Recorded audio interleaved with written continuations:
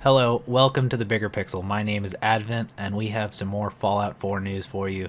A couple of days ago, Todd Howard had an interview with Gamespot in which he spoke about things that Bethesda are working on in the future, not specifically related to Fallout 4, such as three long term projects. But as far as Fallout 4 is concerned, they spoke a lot about survival mode and what is entailed in the future as far as their DLC. Specifically concerning survival mode, there's a lot of new features to look forward to. Now, if you didn't find survival mode hard enough before, you'll definitely find it more challenging now because they'll be introducing certain features which will make it artificially difficult and just all around more entertaining, such as not being able to save all the time. You'll have to rest in order to save, and you'll have to rest up to an hour for that to happen. You'll no longer be able to fast travel to locations, you'll have to walk there. And in combat, you will deal more damage and take more damage, but you can also have a modifier known as adrenaline, which is affected by how many kills you get without sleeping. And the modifier reduces whenever you do sleep, but it's not clear as to how much it reduces.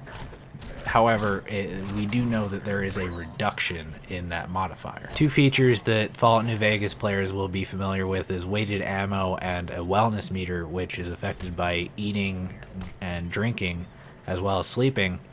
And that wellness meter is also affected by fatigue and sickness. Now, the fatigue takes your radiation away from the health meter, so you won't have to worry about that, but it will affect your action points, which is pretty critical because action points are used for just about everything. And then sickness adds the realism to survival. It's where everything really comes together. You can't eat uncooked meat without having a penalty. You can't drink unpurified water without some sort of penalty. And getting hit by ghouls and bugs can really harm you, as well as taking chems, which that really brings the survival mode all around. Because it wouldn't be survival if you didn't have to look after every little thing you did. Of course, to counteract the sickness effect, you'll be able to craft antibiotics and be able to buy them from doctors. Moreover, you'll no longer be able to fast travel in survival mode, which is really just a major change. And that makes it so that every little decision really counts, because you don't want to have to walk all the way across the map to get to a settlement just because that is where your stuff is. And because of that, they also reduced the size of the compass. And by that I mean you won't be able to see things from far away anymore on the compass. You'll have to get closer to them for them to show up at all. And to put the icing on the cake, crippled limbs will no longer heal outside of combat on their own. You'll have to take a stim pack in order to fix that, or I'm assuming see a doctor and, select Cure Me, and hopefully they fix that. And carry weight is now that much more important to keep an eye on. Whenever you go over, it will affect your endurance and agility stats, as well as periodically damage your leg health.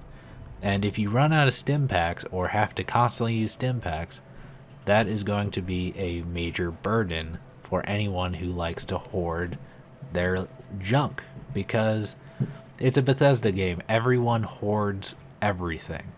So managing your inventory will be very important in survival mode. And finally, no more abandoning your companions in the middle of combat or after combat when they've been injured, because they're not going to get up on their own.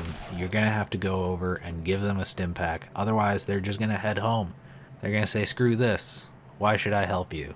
And then, of course, enemies will no longer repopulate in areas, and loot will respawn at a very slow rate. So you won't be able to go back and farm places all that much. Fallout 4 Survival Mode will also be available as a beta for PC users that play on Steam, and I believe that's under the beta options. I'm not sure if that's under a Steam beta or under beta options within the Fallout 4 library page, but you should be able to sign up for that, if not just, tick the box and be able to do the new beta for survival mode. Sort of unrelated to Fallout 4, in that interview Todd Howard gave, he also spoke about 3 long-term projects that Bethesda was working on. And of course, we can speculate that one of those is an Elder Scrolls game, although it could be something else. And they also said that at least one of those projects is very different from what they've done before. So as far as Bethesda's concerned, they're not done yet.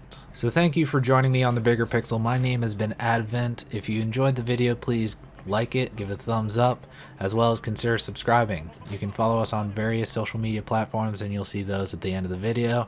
If you hear any news about Fallout 4, please give us a heads up. We always enjoy reading about it and, of course, relaying that information to you all.